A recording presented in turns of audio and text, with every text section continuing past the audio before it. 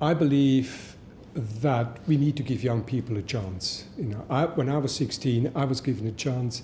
I had the opportunity to do an apprenticeship, and then I was given a chance to go to Basel School of Design, and Weingart mentored me and helped me, and I spent 4 years at Basel School of Design, and then I was given a chance by the then managing director of Monotype, René Kerfante, to work at Monotype, here in the UK as well as in the US. So I was given chances as a young person, and I do believe now it is actually my civic duty to pay back, and invest into the future generations. The reality is that in 10 years' time, 15 years' time, I'm going to be retired. And the people I'm investing in now, they're going to pay my pension, So I'm going to be nice to them, But selfishness aside, I do believe, we need to invest in our young people for the future of society, for the future of our industry, for the future of what we're doing. And we can do that by providing great training. Now, internships is something that we've been doing for years and years and years, and in the last few years we have become very structured about it. And the motive for providing internships is not entirely selfless, of course. It's a great way to spot talent. And a number of people who have been interns at Dalton Maag are now actually employees of Dalton Maag. Most notably our creative director, Lucas Paltram. He's joined us as an intern, I think back in 2009, very talented, very talented. We gave him a job.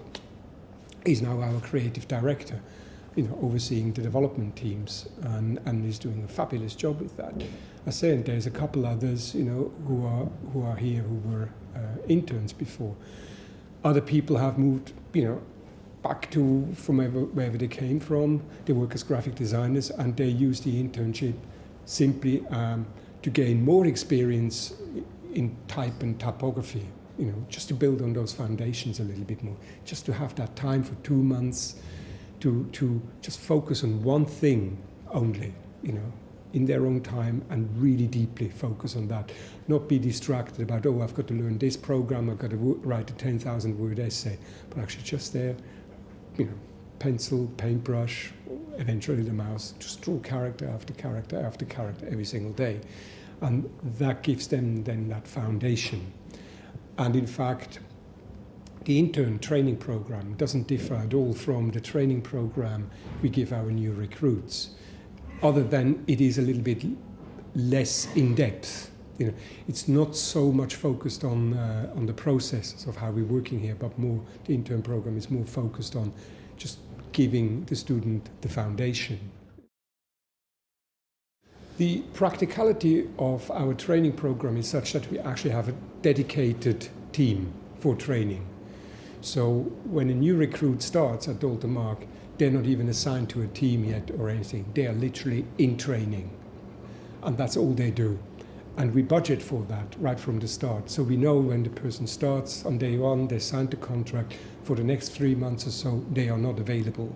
And only once the mentor, in this instance, as mentioned before, Ron Carpenter, once he says that person is ready, then they will be assigned to a team.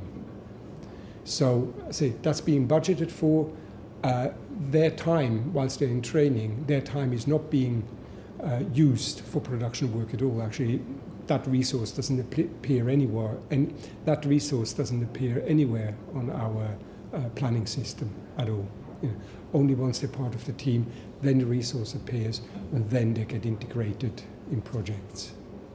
The investment, as I mentioned earlier, the investment pays off because we're now seeing slowly but surely that people understand the processes, and they understand that they have to work together, and the training enables them to do so.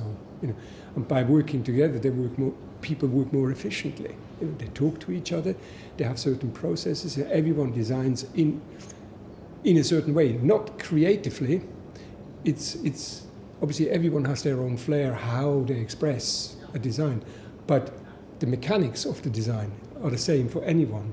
So that means if someone is sick for any length of time, someone else can pick up that part of the project and complete it because they know what the person previous to them has done.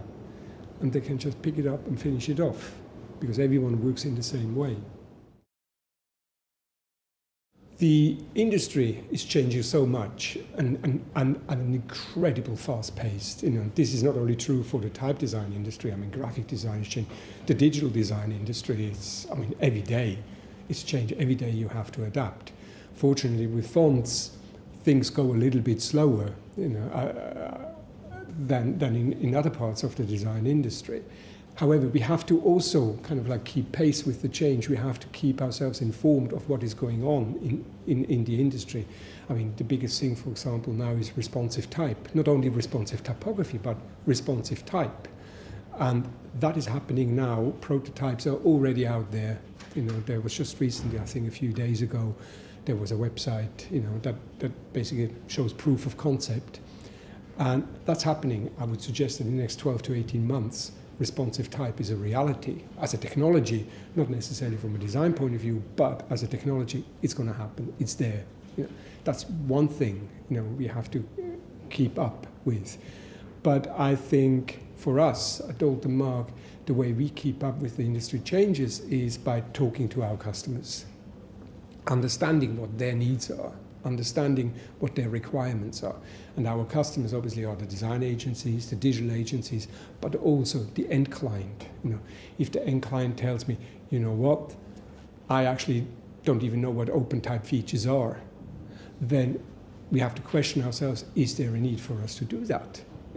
Yes, as typographers, we'd say, yeah, we want small caps, we want non-lining figures and all that sort of stuff. But there's not necessarily a need to do that, so we might be much better off investing the resources in developing other technologies, other ways of designing, and new ideas, innovation. I spend a lot of time on the outside of the business, talking to clients, talking to agencies, being at conferences, trying to get as much information as I possibly can and bring it back into the business. That will then filter back into what we call sharing sessions. For example, once a month, we have a non-project Thursday where all afternoon we just share information, we share experiences, and we learn, and have exchange of information. And that is a way of bringing the outside world back into the business. But everyone else is as involved in that, as I am. Some people may have done some research in technology. They will bring it back into the business and share it with their colleagues.